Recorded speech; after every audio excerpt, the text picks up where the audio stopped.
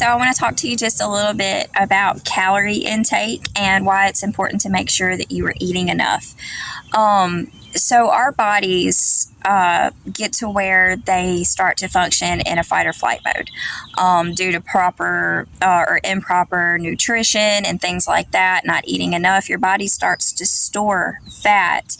And the older you get, the more your body holds on to that fat and it holds it in stubborn areas. So when we're talking about macros, we want to calculate our calories first. And typically, like for fat loss, you want to say your body weight times 10 to 14. I like to go on the higher end because I do have a lot of muscle mass. I know that my body needs more to maintain my muscles. So I say, for example, if you weigh 140 pounds for fat loss, I'm going to say 140 pounds times 10 to 14. I'm going to say 14 to be on the safe side. That's how I calculate my macros, is just the higher end. So 140 times 14% or times 14 is, it's going to be 1960. So I'm aiming for 1960 calories per day. To calculate my fat, I'm going to say my body weight times 0.3 or 0.4. Now, fat is essential, but you want to make sure that you're getting healthy fats. Healthy fats found in olive oil, found in sweet potatoes, found in nuts, things like that. You want to make sure that you're eating the right amount of fat for your hormones. For women especially, fat regulates our hormones, and we want to make sure that we're eating the right amount of good fats. Okay, especially because as we get older, we go through things like menopause or perimenopause or other hormonal changes. Our body starts to digest and break down and use that fat storage a little bit differently. So we're going to say our body weight times 0.3 or 0.4. I like to do the higher end, so that's how I'm going to calculate my fat.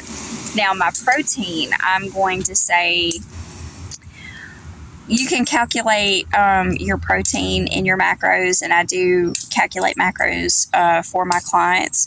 But if you are somebody who just kind of wants to do the lazy girl way of doing it, I say look at your goal body weight and match that in grams. Typically, you want to match your body weight for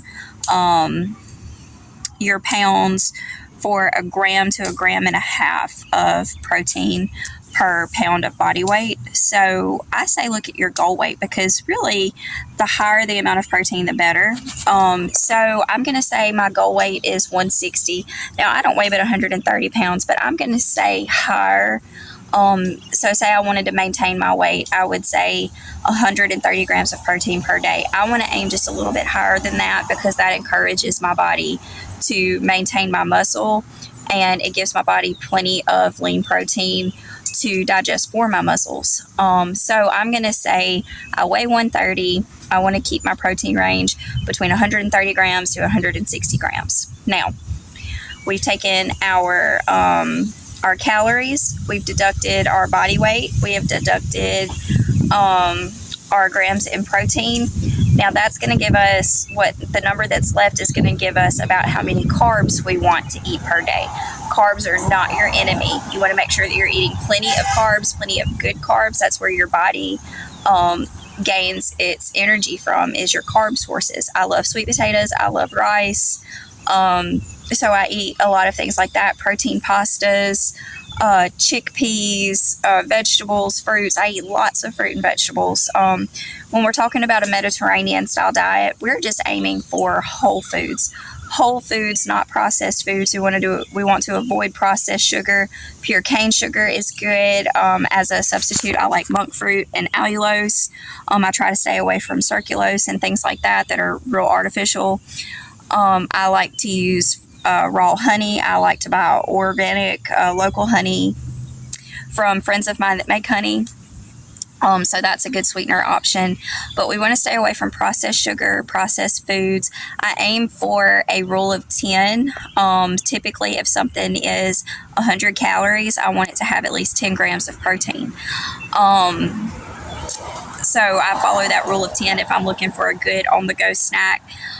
With that Mediterranean diet, like I said, we're looking for whole foods. We're looking for lean meats, turkey, chicken, tuna, shrimp, red meat, things like that. And then we want to do fruits and vegetables. We want to stack our plate with as many fruits and vegetables as possible. When we're hitting our macro goals, that leaves us more room for error. So if at the end of the evening, I've got some calories left, I've got some fat left, I've got some carbs left in my macros that I need, and I want to grab a sweet snack, well, if I decide to grab a Snickers bar instead of a cup of grapes, I'm going to be okay if I'm in my macros. Those bad choices aren't as bad if we're hitting our macros all throughout the rest of the day. So these are just a few of the tips that I want to share with you as far as eating enough. Make sure that you're eating enough calories, because if you're not eating enough calories, your body is not going to build muscle. It's not going to lose fat. It's not going to encourage fat burning. It's going to hold on to water weight. It's going to hold on to fat. It's going to eat your lean muscle first, because you don't have the energy stores that it needs. And you got to think of it like this: if I want to grab a snack, I'm going to look at probably what's more appetizing and grab that first. Well, your body does the same thing. Your lean muscle mass is more appetizing to it than the fat stores. So if I'm not eating enough protein to make sure that my muscles are reserved, I'm not eating enough good fats and good carbs to make sure that I have the energy, well, then guess what? When my body gets hungry and it needs nutrients, it's going to go straight for those lean muscle mass stores instead of the fat stores. So here's just a few tips. I hope you enjoyed it. Stay tuned for more.